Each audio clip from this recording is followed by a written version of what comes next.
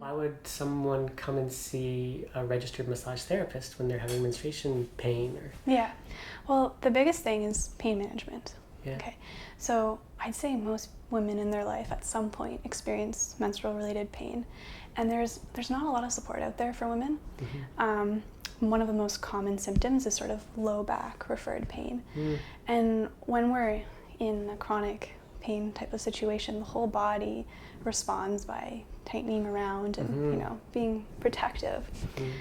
So what we can do in this treatment is kind of open up those muscle groups, relieve some of that tension, and also just pain management by decreasing stress in the body.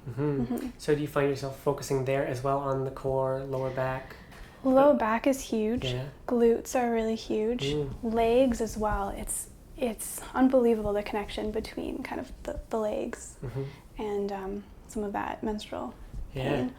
But also just systemically approaching the whole body and just releasing some of that tension to decrease stress. Yeah. So if someone experiences regular pain at a certain time of the month, could they expect to come into you right when that starts and have a much better cycle? So one of the first things that needs to happen is to start to build that awareness of when the pain is in the cycle. And a lot of women haven't really made that connection yet.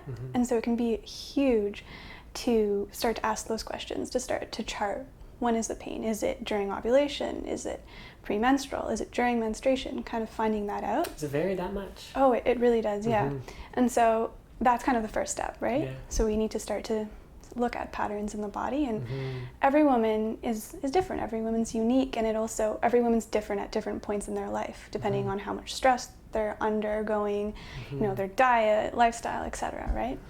But usually it's during ovulation to menstruation. That's when the most pain would be. So there are certain muscle groups that we can work with to relieve that tension. Again, low back, glutes, legs, core. Yeah. Okay, that's good. Yeah, and then also following up with exercises at home, certain stretches to do, certain breathing exercises. Oh, nice. Yeah. Yeah, okay. And so I think you answered my question there, but so often it might be like a monthly visit to when they figured out when they really need it, and then hopefully over time you can help them on their own learn how to deal with it and stretch and all this. Usually initially it's a little bit more intensive, so I might see somebody once a week for 4 weeks, so we can just address some of the postural things that are going on, imbalances in the pelvis. Okay.